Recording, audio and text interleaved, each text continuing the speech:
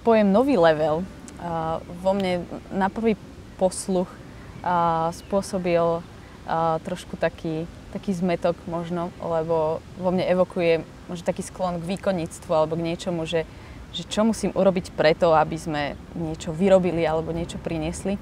Ale myslím, že v kontexte nový level v uctievaní to skôr znamená také pokračovanie procesu, ktorý už niekedy začal a niekde pokračuje alebo niekde smeruje.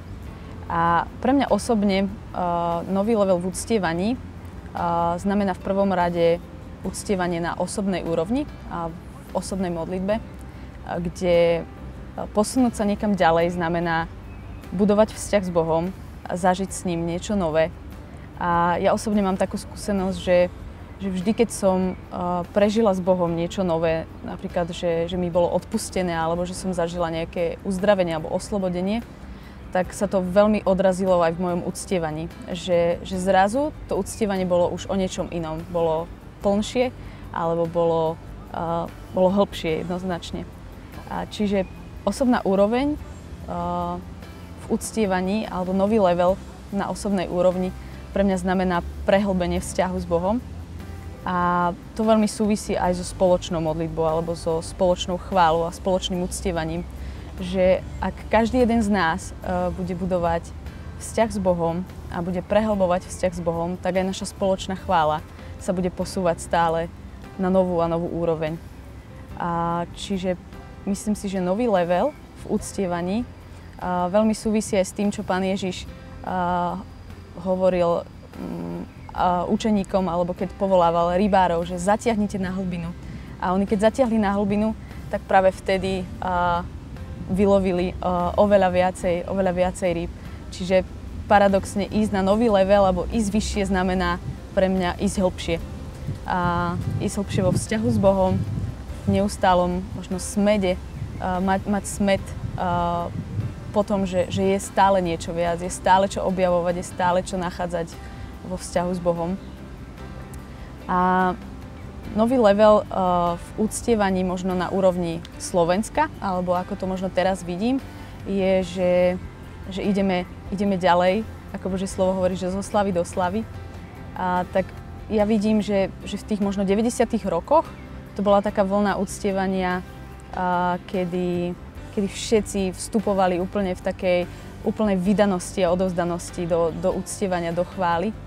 A potom možno prišiel taký čas, kedy zrazu sa začalo, nebolo to zrazu, kedy sa postupne začalo pracovať aj na tom, ako to vyzerá, ako to znie. Začalo sa pracovať na tom, aby hudba, ktorá sprevádza chvály, bola kvalitná, aby projekcia možno nejako podporovala tie uctievania alebo tie chvály spoločné. A myslím, že teraz nastáva taký ten čas, kedy sa možno na prvý pohľad zdá, že by sme sa vrátili ako keby naspäť k takej možno jednoduchosti, ale je to jednoduchosť už na úplne inej úrovni skúsenosti s Bohom. Že pre mňa osobne napríklad nový level v uctievaní teraz momentálne na Slovensku by znamenalo zrušiť pódium a zotrieť úplne ten rozdiel medzi javiskom a hľadiskom. Že sme všetci spolu, každý jeden účastník chvál je veľmi dôležitý. Že to nie je o tom, že kapela vedie ľudí do chvály a do uctievania, ale že všetci sme spolu ako jeden ľud pred Bohom, ktorý spolu kráča v duchu. A myslím si, že piesne, ktoré aj teraz vznikajú na Slovensku a v spoločenstvách, sú presne odrazom toho, že už to nie je o tom, že náš život odráža chvály, ktoré spievame, ale že naše piesne odrážajú to, čo žijeme s Bohom. Že je to veľa o takom možno prúdení, spontánnom a o niečom, čo vzniká priamo počas chvál, čo vzniká ako reakcia na to, čo Boh práve teraz robí. A myslím si, že nás čaká niečo, kedy naozaj naša chvála nebude reakciou na to, čo žijeme možno tak bežne, ale že náš život bude reakciou na to, čo spievame vo chvále v tom našom spoločnom čase.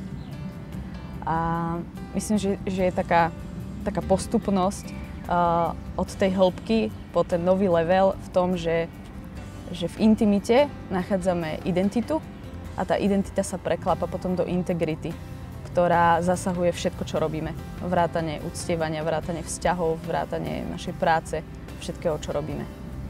No a čo to pre nás teraz prakticky znamená, čo máme robiť ďalej?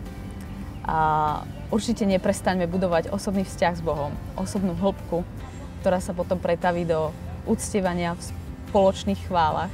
A majme odvahu byť sami sebou, majme neustály smäd po tom, že je ešte stále niečo viac. Nestracajme zameranie na to, o čom sú chvály a o kom sú chvály a pre koho.